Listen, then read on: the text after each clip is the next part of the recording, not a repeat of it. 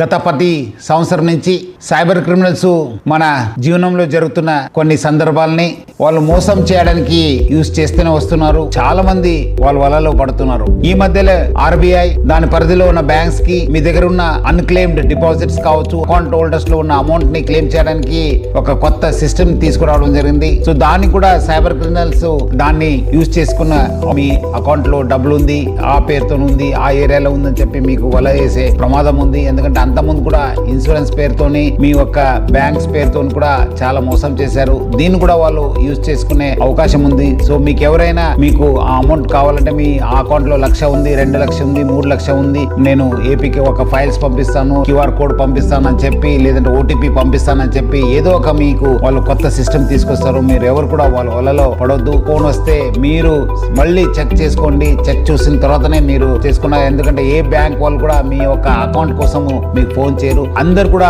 జాగ్రత్త ఉండాలని చెప్పి కోరుతున్నాను. మీ యొక్క భద్రత మా ఒక బాధ్యత. సో ఒక మంచి సురక్షిత హైదరాబాద్ చేయడానికి ఈ యొక్క జాగ్రత్త హైదరాబాద్ కింద ప్రజలందరూ కూడా నేను అలర్ట్ చేస్తున్నాను.